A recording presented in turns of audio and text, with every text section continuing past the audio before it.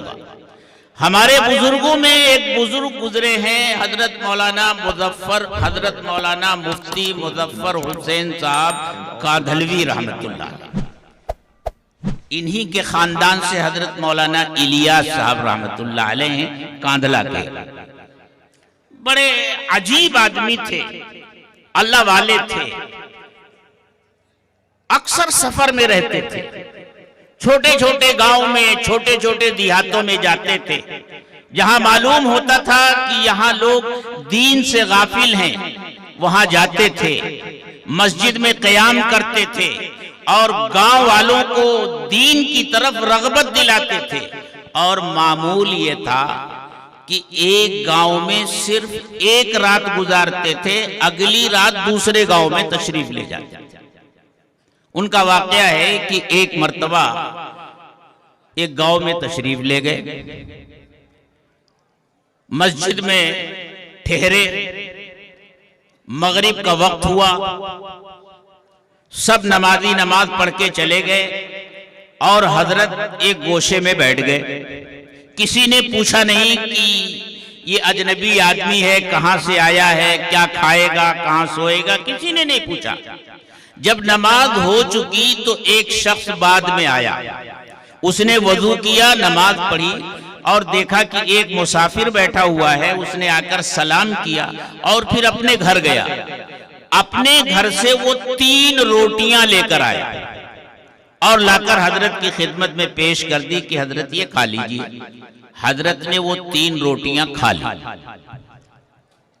फिर खिलाफे मामूल अगले दिन भी ठहर गए। शाम हुई, मगरिब का वक्त हुआ, सब लोग मगरिब पढ़ के चले गए, आप बैठे हुए थे। फिर वही देहाती आया, उसने देखा कि मुसाफिर आज भी मौजूद है। वो घर गया, आज वो 3 रोटियों के बजाय 2 रोटियां लेकर आया और उसने कहा हजरत ये खा लीजिए। हजरत ने खा लिया और खिलाफे मामूल अगले दिन भी ठहर गए।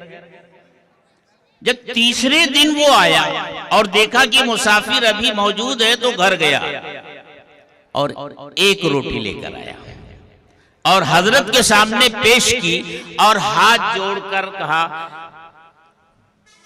कि हजरत अब आप कल यहां से चले जाइएगा, खुदा के लिए आप यहां मत रुकिएगा।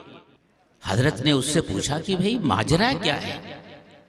उसने कहा हजरत मैं मजदूर आदमी, दिन भर मजदूरी करता हूं और दिन भर की मजदूरी से मुझे इतना कुछ मिलता है कि 3 रोटियां घर में बन जाती हैं और मेरे घर में 3 आदमी हैं, मैं हूं, बीवी है और एक बच्चा है। एक एक रोटी खा लेते हैं। पहले दिन मैंने 3 रोटियां आपकी खिदमत में लाकर रख दी और हम तीनों ने फाका कर लिया। दूसरे दिन मेरे बच्चे के लिए फाका मुश्किल था, उसके हिस्से की रोटी उसको दे दी, अपने हिस्से की रोटी और बीवी के हिस्से की रोटी आपकी खिदमत में पेश कर दी। और तीसरे दिन बीवी को भी अब फाके की ताकत नहीं रही, इसलिए बच्चे को उसके हिस्से की रोटी और बीवी को उसके हिस्से की रोटी दे दी और सिर्फ मेरे हिस्से की रोटी है ये मैं लेकर के आया हूं। और हजरत मैं ये महसूस कर रहा हूं कि अगले दिन का फाका मैं भी बर्दाश्त नहीं कर सकूंगा, इसलिए खुदा के वास्ते आप यहां से चले।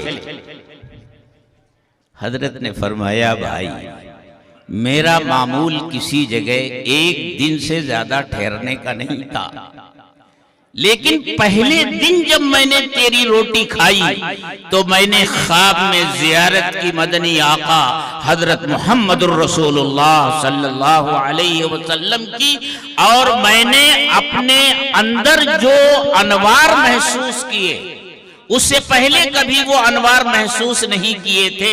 मैंने सोचा कि तेरी रोटी तो खाने जैसी है, इसलिए मैं दूसरे दिन भी रुक गया और तीसरे दिन भी रुक गया। तो रिज़्क़ के हलाल की ये बरकत होती है, ये नूर पैदा होता है।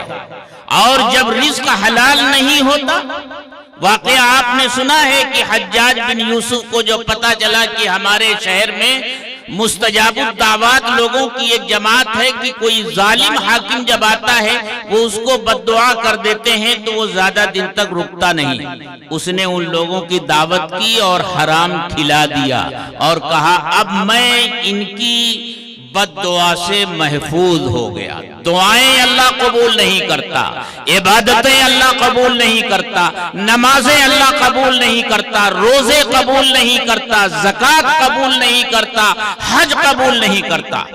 हदीस में कहा गया कि एक शख्स अगर 40 रुपए में 40 दिरहम में एक कपड़ा बनाता है और और उन 40 दिरहमों में से एक दिरहम भी हराम कमाई का हो तो जब तक उस कपड़े को पहनकर जितनी नमाजें पढ़ेगा अल्लाह ताला किसी भी नमाज को कबूल नहीं फरमाते।